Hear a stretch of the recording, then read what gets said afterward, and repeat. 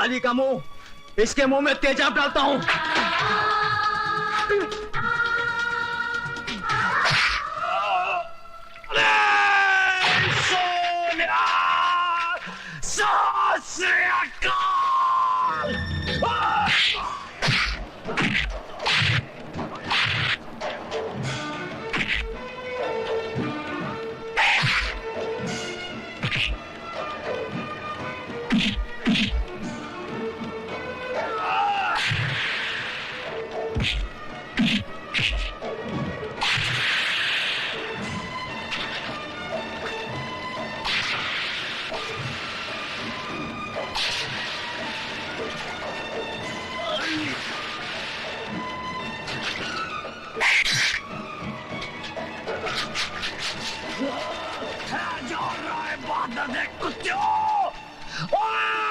सरदार करतार सिंह तोड़े फटे चक देगा।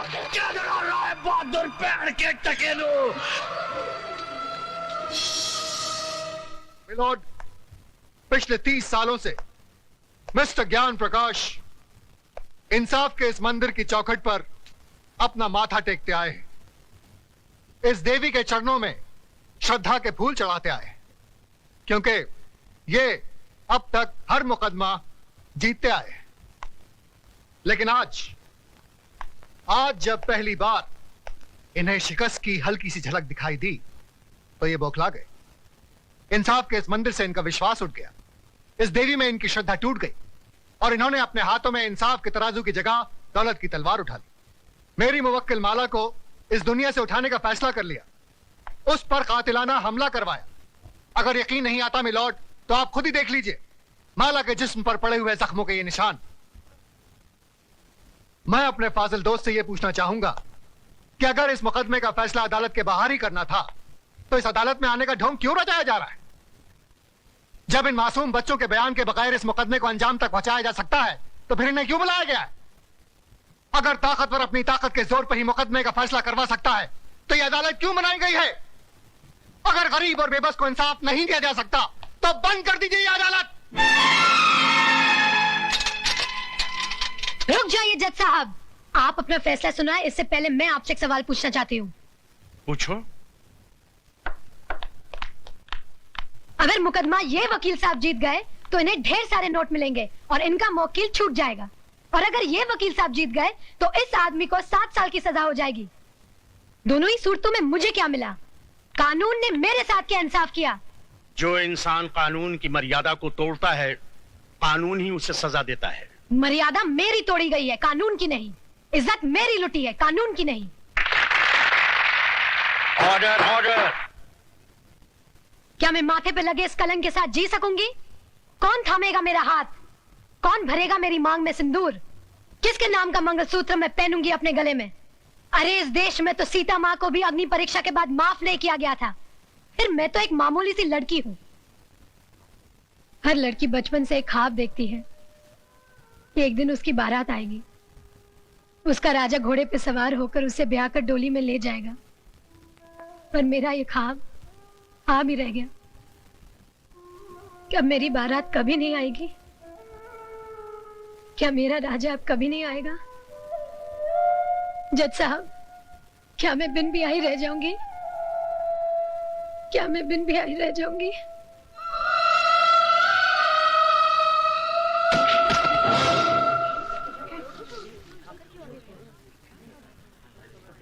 हाँ, अपने आप को दादा कहते हैं। सारा शहर कांपता है इनसे, मगर एक मामूली सी लौंडिया तो खत्म नहीं कर पाए। अरे लानत है तुम पे और तुम्हारे आदमियों पे। अब खड़ा खड़ा मुंह क्या देख रहा है? Get the hell out of here you stupid asshole.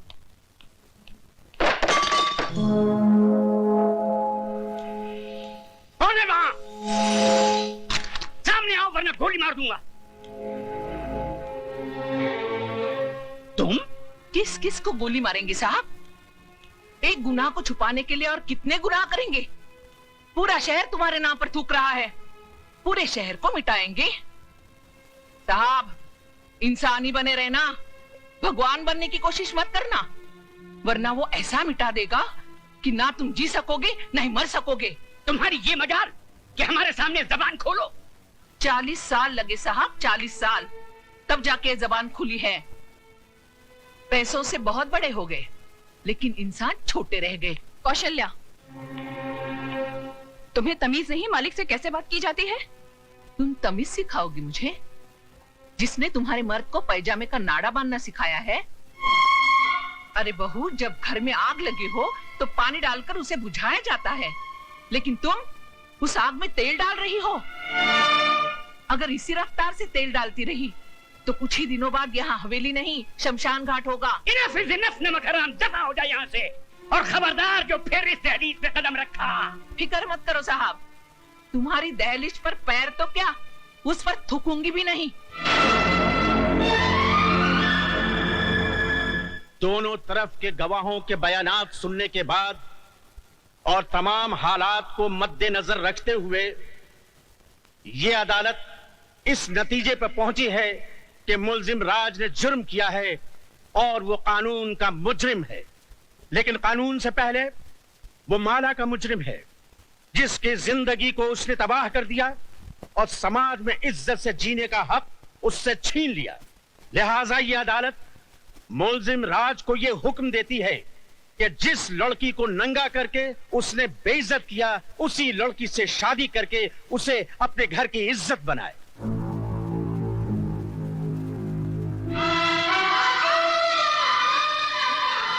चौबीस घंटे के अंदर अंदर अदालत के इस फैसले की तामील की जाए।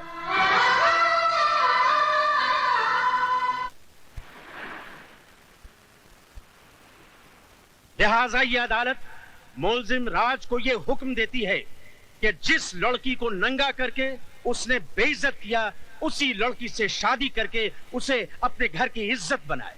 24 घंटे के अंदर अंदर अदालत के इस फैसले की तामील की जाए। मैं किसी भी कीमत पर उस लड़की को नहीं अपनाऊंगा। हाई कोर्ट में मुकदमा लड़ूंगा, सुप्रीम कोर्ट तक जाऊंगा। जाओ, जरूर जाओ। आज तो हम सिर्फ इस शहर में बेइज्जत हुए हैं, कल हमें सारे मुल्क में बेइज्जत करो और परसों सारी दुनिया में, ताकि वो लोग जिनकी आज तक हिम्मत नहीं हुई थी इस हवेली की तरफ आंख उठा के देखने की, घर में घुस आए और हमारे मुंह पे थूके। तो क्या मैं दुनिया की परवाह करूं, अपनी जिंदगी की नहीं? उस मामूली लड़की से शादी कर लूं मैं? अब वो एक मामूली लड़की नहीं रही, अखबारों की सुर्खियां बन गई है वो। इस शहर के हर आदमी की बेटी बन चुकी है वो। तुम्हारी भलाई बस इसमें है कि तुम कोर्ट का ऑर्डर मान लो और उस लड़की से शादी कर लो, वरना ये घर तबाह हो जाएगा। मैं आपके लिए 7 साल की सजा काटने के लिए तैयार हूं, मगर उस लड़की से मैं हरगिज़ शादी नहीं करूंगा। जिस लड़की ने सुबह का सूरज तक न देखा हो, जिसे किसी चीज को हासिल करने के लिए कोशिश तक न करनी पड़ी हो, उसे क्या मालूम कि जेल की कोठरी क्या होती है, उसका अंधेरापन कैसा होता है। अगर आप नहीं चाहते कि मैं 7 साल की सजा काटूं, तो क्या उम्र भर की सजा भुगतूं उस लड़की से शादी करके, अपनी जिंदगी तबाह कर लूं? शादी तुम करोगे, लेकिन अपनी जिंदगी तबाह करने के लिए नहीं, बल्कि उसकी जिंदगी तबाह करने के लिए। हम समझे नहीं बहू। बाबूजी, अदालत से उसने अपने लिए जिंदगी नहीं, मौत मांगी है। इतने जुल्म और सितम ढाऊंगी कि इस हवेली की बहू बनने का ख्वाब मिट्टी में मिल जाएगा। सर्वमंगल मांगल्ये शिवे सर्वार्थ साधके शरण्ये त्र्यंबके गौरी नारायणी नमस्तुते। मंगलम भगवान विष्णु मंगलम गरुड़ध्वज मंगलम पुंड। हार पहना बेटी।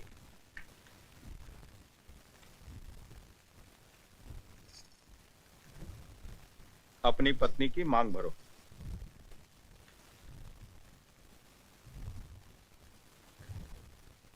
ऐसे नहीं बेटा, इस सिंदूर का अर्थ तो समझ लो। तुमने एक बार अपनी पत्नी की मांग में सिंदूर भर दिया तो तुम्हारे जीते जी ये सिंदूर कभी नहीं मिटेगा। इसका मतलब ये सिर्फ सिंदूर नहीं, इस बात की गवाही है कि तुम जिंदा हो और सही सलामत।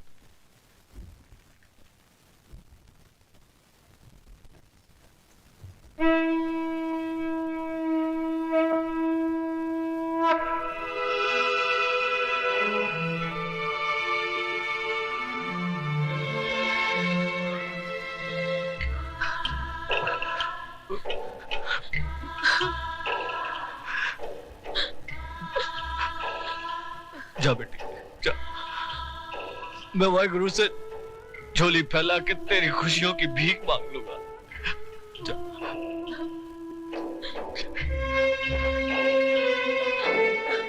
तुम्हारा अधिकार तो मैंने तुम्हें दिला दिया, लेकिन एक बात याद रखना, इस दुनिया में हक कभी मांगने से नहीं मिलता, छीनना पड़ता है।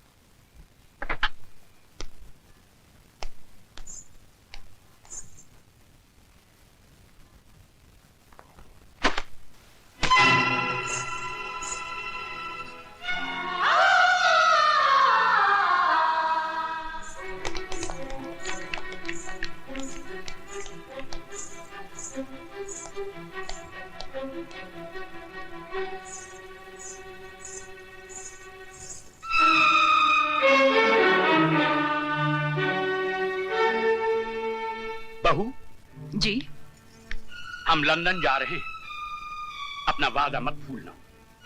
हमारे आने से पहले ये कूड़ेदान का कचरा इस घर से बहुत दूर होना चाहिए। आप फिक्र मत कीजिए बाबूजी, ऐसा ही होगा।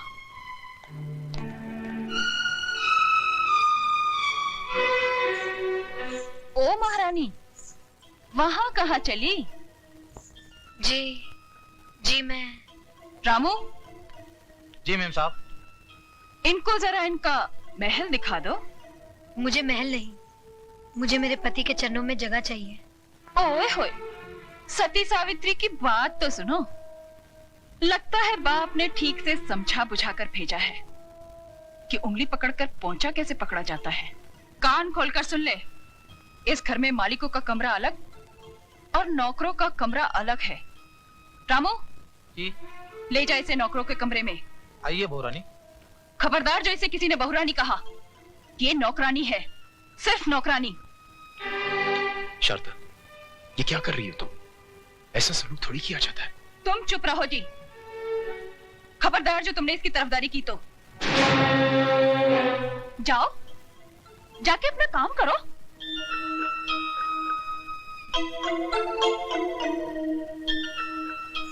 ए, मैंने तुझसे क्या कहा, सुना नहीं क्या?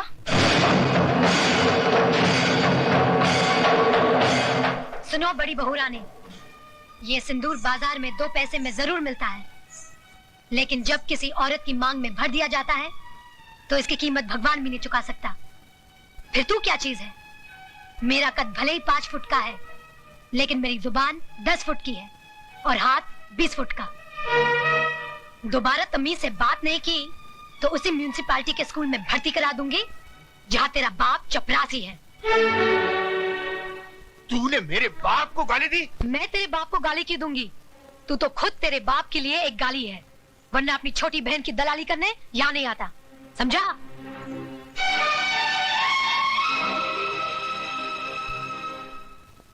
अयो स्वामी, आज खुशी का दिन है, फिर आपका बैटरी काय को डाउन है? ओए खोत्या, जिस बाप की एको एक बेटी उसके जिगर का टुकड़ा उससे दूर हो जाए तो वो रोएगा नहीं तो क्या भांगड़ा करेगा? देखो दारजी, हॉर्न का वायर ब्रेक में मत घुसाड़ो। अरे हमारा बहन कितना बड़ा घोर में शादी करके गया है। ये भी कोई शादी थी? मेरी बच्ची की ख्वाहिशें उसके दिल में ही रह गई।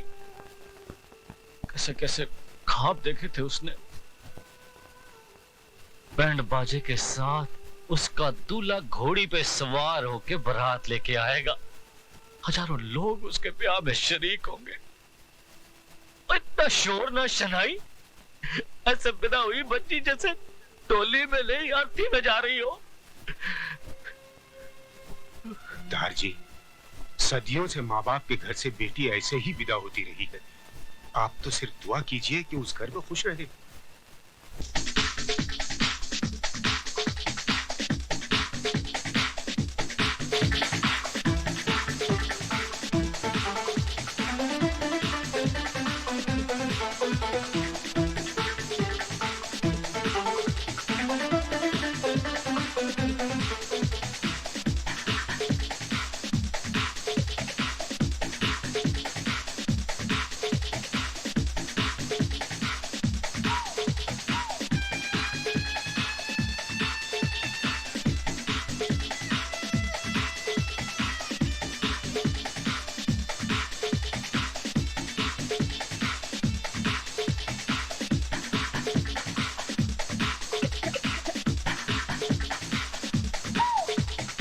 यार राज, महफिल में सभी हैं, सिर्फ वही नहीं है जिनके लिए महफिल सजी है।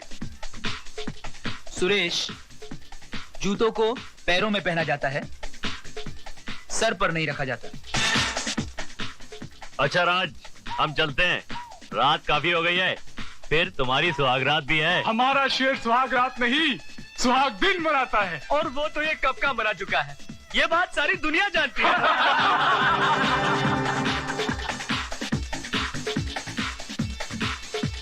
राज, हंसी मजाक बहुत हो चुका है यार, अब तो भाभी को बुलाओ।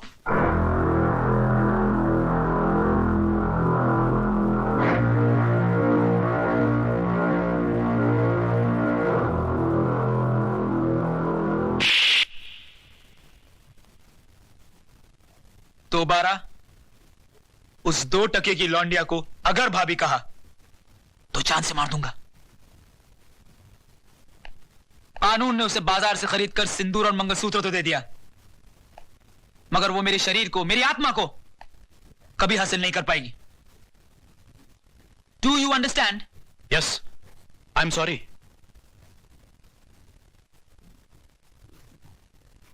Then drink and dance.